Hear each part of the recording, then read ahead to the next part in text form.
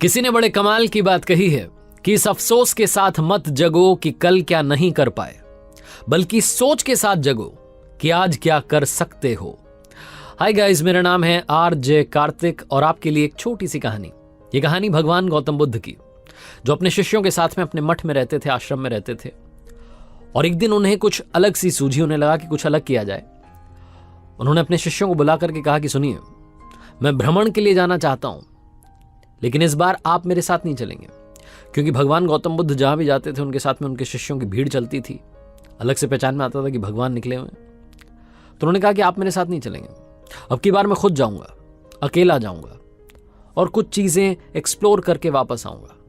कुछ दिनों में वापस आ जाऊंगा, आप आश्रम का, मठ का ध्यान रखिएगा। इतना उनसे कहा गया। कुछ शिष्यों की इच्छा थी कि वो कहें कि भगवान हम आपके साथ चलना चाहते हैं, लेकिन हिम्मत नहीं कर पाए। भगवान गौतम बुद्ध का आदेश था, उन्हें मानना था। शिष्यों ने मान लिया। ये अकेले निकल गए, इस गांव इससे अगला गांव, जिस तरीके से भ्रमण करते थे वैसे करने लगे।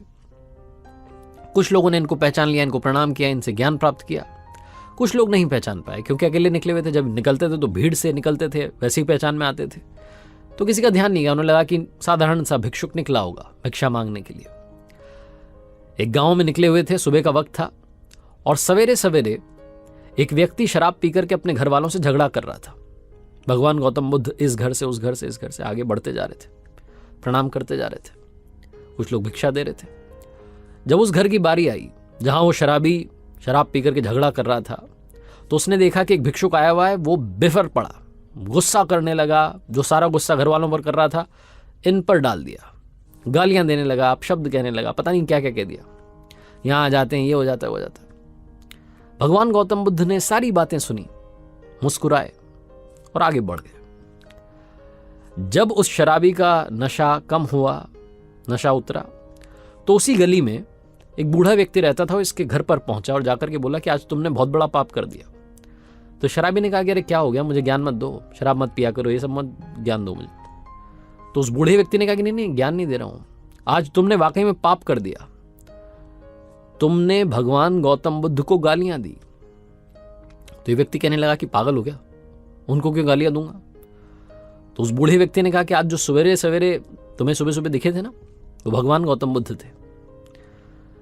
तो वो जो व्यक्ति था जिसने शराब पी रखी थी सुबह, वो बोलने लगा कि अरे नहीं, वो हो ही नहीं सकते हैं, वो तो हमेशा भीड़ में चलते हैं, उनके पीछे पीछे उनके शिष्य चलते हैं। तो उस बूढ़े व्यक्ति ने कहा कि मैंने काफ़ी बार उनके दर्शन किए हैं, वही थे, तुमने उन्हें गालियां दी।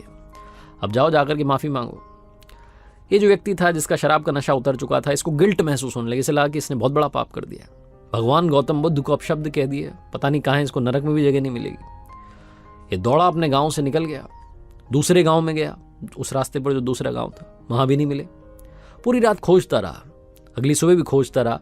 दोपहर में जाकर के एक पेड़ के नीचे से भगवान गौतम बुद्ध दिखाई दिए, जो तपस्या में बैठे थे। वहां जाकर के बैठ गया नीचे, हाथ जोड़ करके। जब उनकी तपस्या टूटी तो उन्हें प्रणाम करके बोला कि भगवान मुझे माफ कर दो, कल के लिए मुझसे बहुत बड़ी गलती हो गई। तो भगवान गौतम बुद्ध ने पूछा कि कल के लिए क्या हो गया। तो उस व्यक्ति ने बताया कि आपको याद नहीं है, कल आप आए थे हमारे गाँव में और मैं शराब पी करके झगड़ा कर रहा था और आपको भी मैंने गालियां दी और अपशब्द कहे, मैं माफी मांगना चाहता हूँ, मुझे क्षमा कर दो, ये वो।